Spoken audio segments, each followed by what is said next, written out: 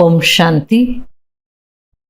26/6/2026 சாக்கார முரளி.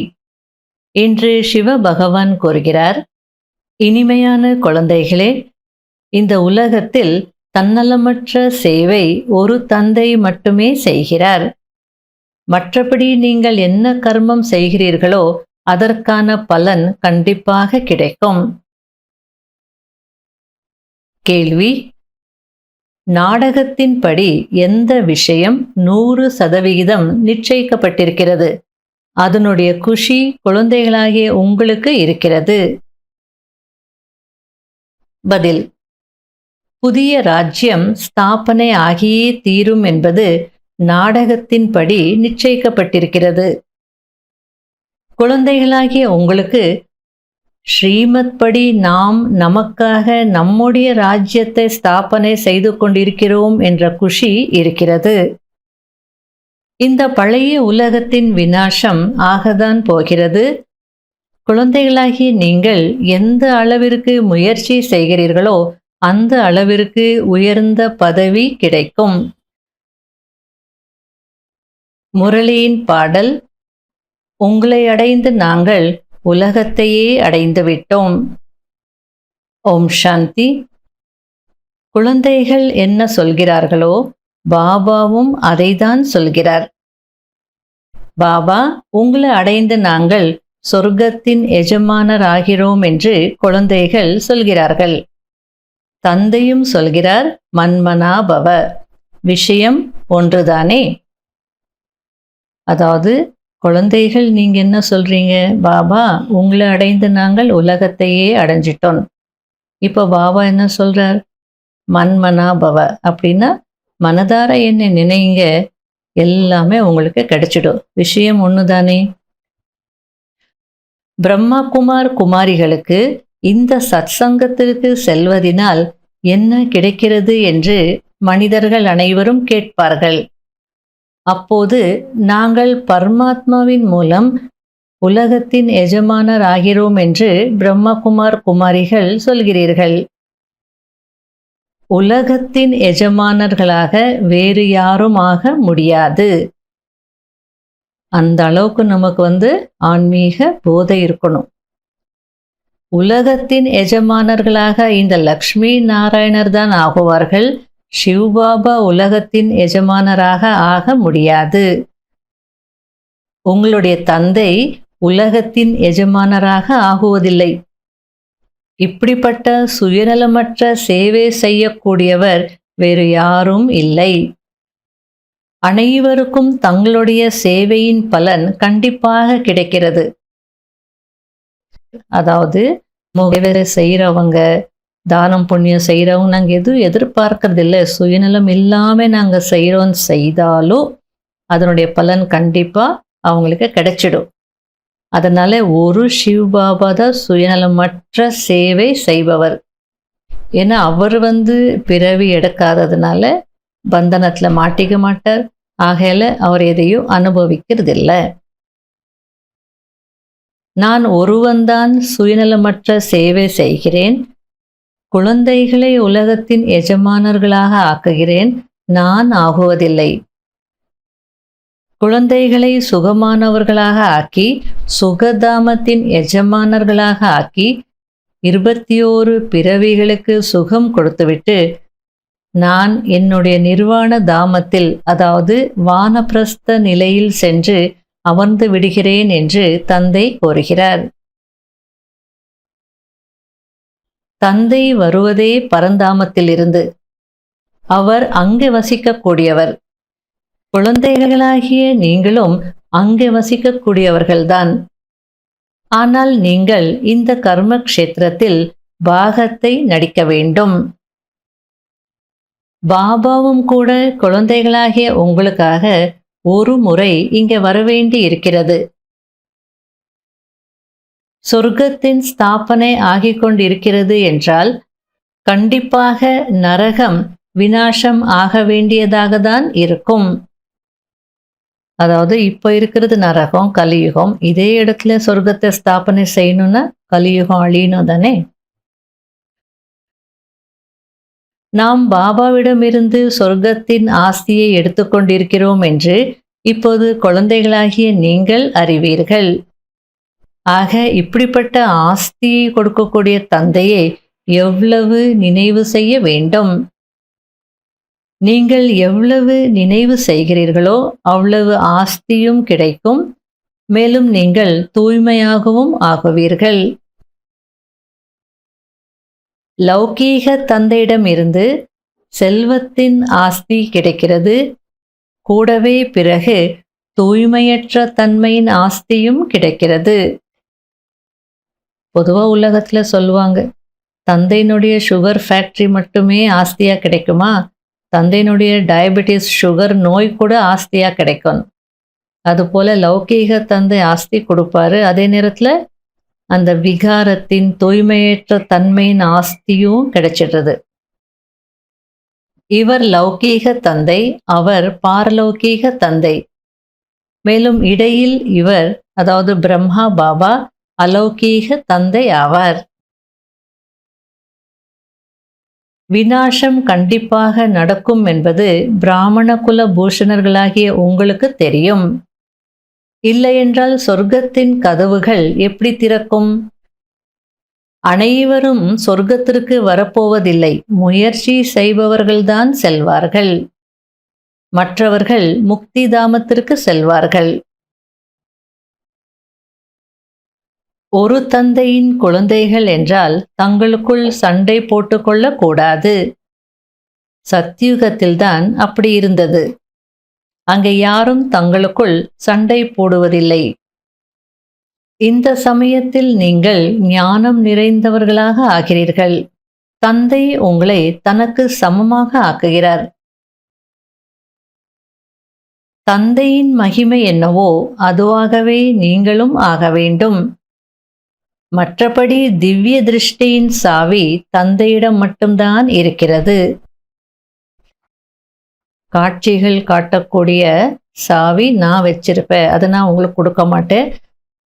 மற்றபடி நீங்க என்னுடைய மகிமைகள் எல்லாமே எடுத்துக்கோங்க, எனக்கு சமமா ஆகங்க அப்படின்றார். ஏன்னா அந்த சாவி எனக்கு தேவையா இருக்கும். பக்தி மார்க்கத்துல நான் காட்சிகள் காட்டுவேன், அதனால நான் என்கிட்ட வச்சிருப்பேன் அப்படின்றார். பக்தி மார்க்கத்தில் நான் என்னுடைய கடமையை செய்ய வேண்டி இருக்கிறது. யார் யாருடைய பூஜை செய்கிறார்களோ அவர்களுடைய மன விருப்பங்களை நிறைவேற்றுகிறேன். இங்கும் கூட திவ்ய திருஷ்டியின் பாகம் நடக்கிறது என்று தந்தை கோருகிறார். பக்தி மார்க்கத்திலையும் சரி, அதுக்கப்புறம் சங்கம யுகத்துல கூட ஆரம்பத்துல காட்சிகள் மூலமாக தானே நடந்தது எல்லாமே. பாருங்கள், ருத்ர யஜ்யத்தை எப்படி ஏற்பாடு செய்கிறார்கள் என்று. சிவபாபாவின் லிங்கத்தையும் சின்ன சின்ன சாலி கிராமங்களையும் நிறைய உருவாக்கி பூஜை செய்துவிட்டு பிறகு அழித்து விடுகிறார்கள். பிறகு தினந்தோறும் உருவாக்குகிறார்கள். பூஜை செய்து பிறகு உடைத்து விடுகிறார்கள். சிவபாபாவுடன் யாரெல்லாம் சேவை செய்தார்களோ அவர்களுடைய நிலையையும் இப்படி ஆக்கி விடுகிறார்கள். ஒவ்வொரு வருடமும் ராவணனுடைய கொடும்பாவியை உருவாக்கி எரிக்கிறார்கள். எதிரியின் கொடும்பாவியை உருவாக்கி ஓரிரு முறை எரிப்பார்கள். ஒவ்வொரு வருடமும் எரிக்கக்கூடிய நியமத்தை வைப்பதில்லை. ஒரு முறை எரித்து கோபத்தை தணித்துக் கொள்வார்கள். ராவணனையோ ஒவ்வொரு வருடமும் எரிக்கிறார்கள். அதன் அர்த்தத்தை யாரும் புரிந்து கொள்வதில்லை. நீங்கள் ஒவ்வொரு கல்பமும் தந்தையிடமிருந்து ஆஸ்தி எடுக்கிறீர்கள். எவ்வளவு முயற்சி செய்கிறீர்களோ அவ்வளவு உயர்ந்த பதவி அடைவீர்கள். கடைபிடிக்க வேண்டிய முக்கியமான சாராம்சம். முதல் பாயிண்ட், தந்தையின் மகிமை என்னவோ அதை தனக்குள் கொண்டு வர வேண்டும்.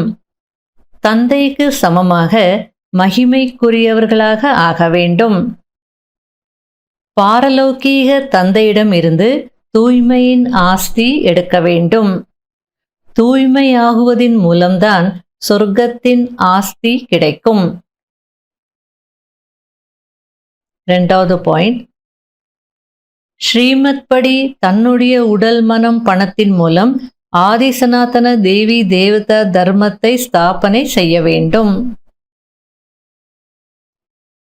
வரதானம், பழைய சம்ஸ்காரங்கள் என்ற அஸ்தியை சம்பூர்ண ஸ்திதி என்ற கடலில் கரைக்கக்கூடிய சமமானவர் மற்றும் சம்பூர்ணமானவர் ஆகுங்கள். தந்தைக்கு சமமாக அல்லது சம்பூர்ணமாகுவதற்கு உலக அழிவிற்கு முன்னதாகவே தன்னுடைய பலவீனங்கள் மற்றும் குறைகளை அழித்து விடுங்கள். எந்த ஒரு பிரச்சனையின் பெயர் அடையாளமும் இருக்கக்கூடாது. இதுபோல் தன்னை பிரகாசமாக ஆக்கிக் கொள்ளுங்கள். அதாவது அவ்வளவு தேஜஸ் உடையவர்களாக ஆகணும். எப்படி மறுபிறவி எடுத்தவுடன் பழைய பிறவியின் விஷயங்கள் மறந்து விடுகிறது, அதுபோல் பழைய விஷயங்களை, பழைய சம்ஸ்காரங்களை எரித்து விடுங்கள். அதன் அஸ்தியையும் சம்பூர்ண ஸ்திதி என்ற கடலில் கரைத்து விடுங்கள். அப்போதுதான் சமமானவர் மற்றும் சம்பூர்ணமானவர் என்று சொல்லப்படுவீர்கள். ஸ்லோகன்: விஸ்தாரத்தை சாரத்தில் உள்ளடக்கக்கூடிய மந்திர வித்யையை கற்றுக்கொள்ளுங்கள். அப்போது தந்தைக்கு சமமானவர் ஆகி விடுவீர்கள். அவ்யக்த சமிகை: பொறுமை குணமுடையவர்கள் வெளியுலக வைப்ரேஷன்ஸ் மட்டும் இல்லாமல் மனதின் சங்கல்பங்கள் என்ன எழுந்தாலும் அதை பார்த்து பயப்பட மாட்டார்கள். தன்னுடைய பொறுமை சக்தியினால் எதிர்கொள்வார்கள். அதாவது சில நேரத்துல சில இடங்கள்ல வைப்ரேஷன்ஸ் நல்லா இருக்காது, உடனே கண்டுபிடிச்சிடுவோம் இங்க வைப்ரேஷன் சரியில்லைன்னு. சில நேரத்துல சில மனிதர்களுடைய மனதிற்குள்ள எழக்கூடிய எண்ணங்கள் நல்லா இருக்காது. பொறுமை குணம் இருந்ததுன்னா வைப்ரேஷன்ஸ் மட்டும் இல்லை, அந்த மாதிரி எந்த ஈவில் எண்ணங்கள் வந்தாலோ அதை பார்த்து பயப்பட மாட்டாங்க அப்படின்னு சொல்றார். பொறுமை சக்தி இருந்ததுன்னா அதை ஈஸியா ஃபேஸ் பண்ணுவாங்க. மேலும் தோற்றத்தின் மூலம் சதா திருப்தி மற்றும் மகிழ்ச்சி தென்படும். அவர்களுடைய கண்களில், மனதில் ஒருபோதும் அதிருப்தி தென்படாது.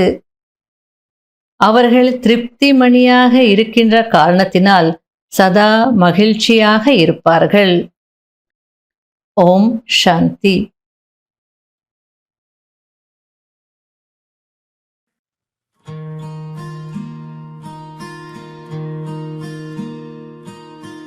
எங்கே என் இறைவன்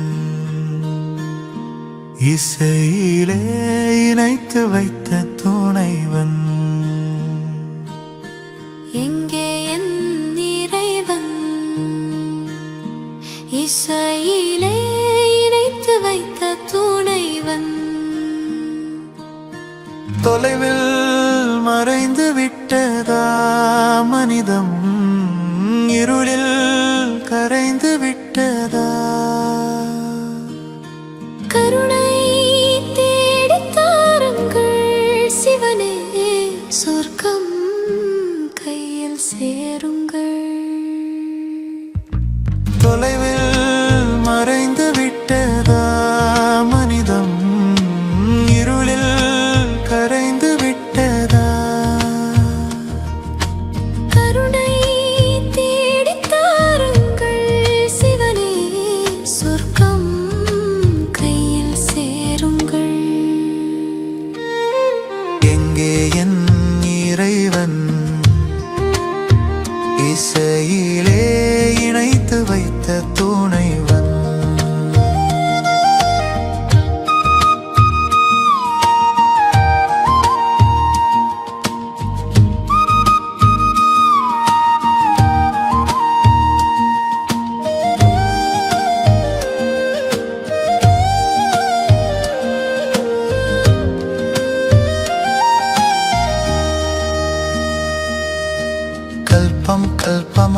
தேடி தேடியே கண்ட சன்னதிகள் கோடியே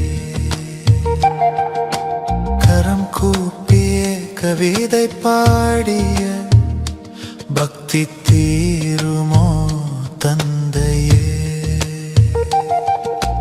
கல்பம் கல்பமாய் தேடி தேடியே கண்ட சன்னதிகள் கோடியே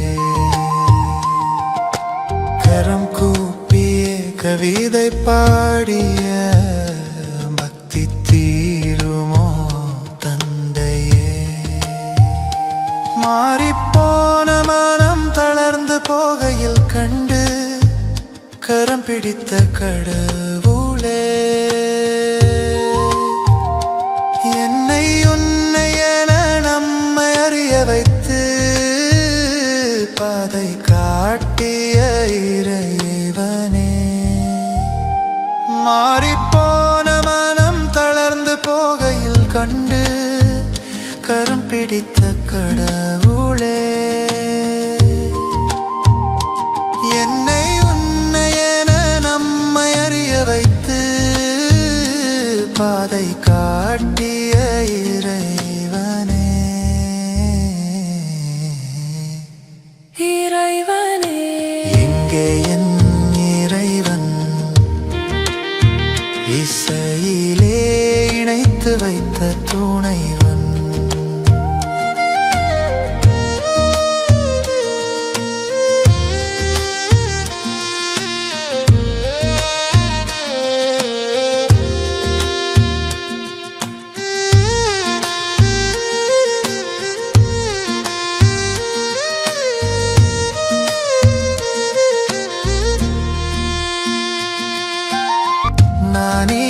நானிலமெல்லாம் நடக்கின்ற என்னை பாதையில் நிறுத்தி விட்டார் யாத்திரை இங்கே நினைவிலே என்று நீ என்னை அமர்த்தி விட்டார் நானிலமெல்லாம் நடக்கின்ற என்னை பாதையில் நிறுத்தி விட்டார்